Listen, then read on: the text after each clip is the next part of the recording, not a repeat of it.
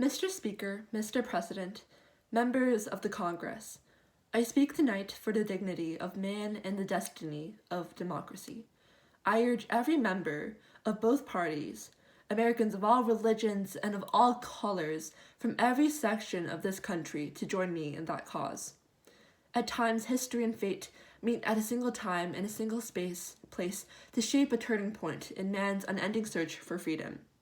So it was at Lexington and Concord, so it was a century ago at Appomattox, so it was last week in Selma, Alabama. There, long-suffering men and women peacefully protested the denial of their rights as Americans. Many were brutally assaulted. One good man, a man of God, was killed. There is no cause for pride in what has happened in Selma.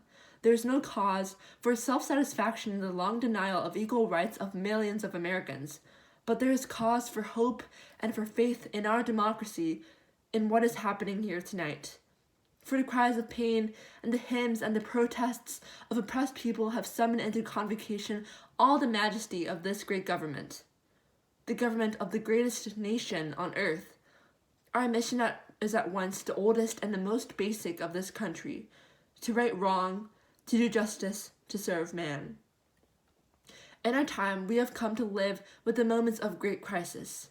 Our lives have been marked with the debate about great issues of war and peace, issues of prosperity and depression, but rarely in any time does an issue lay bare the secret heart of America itself.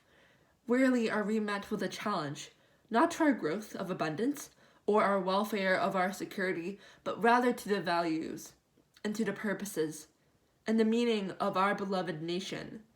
The issue of equal rights for American Negroes is such an issue. And shall we defeat every enemy?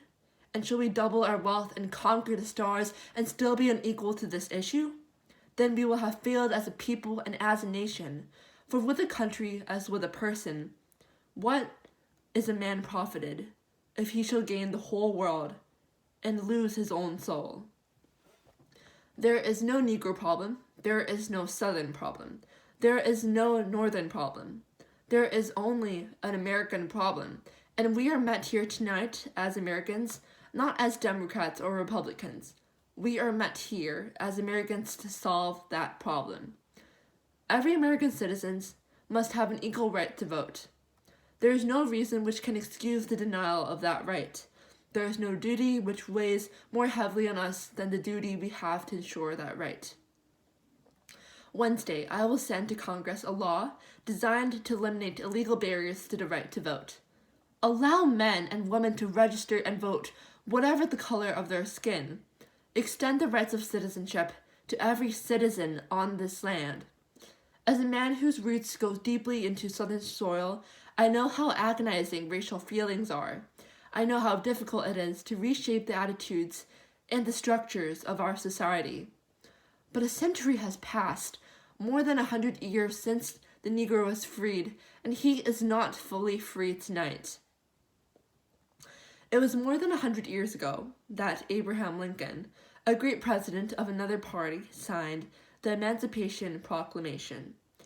But emancipation is a proclamation and not a fact. A century has passed, more than 100 years since equality was promised, and yet the Negro is not equal. A century has passed since this day of promise, and the promise is unkept. We cannot and we must not refuse to protect the right of every American to vote in every election that he may desire to participate in. And we ought not, and we cannot, and we must not wait another 8 months before we get a bill.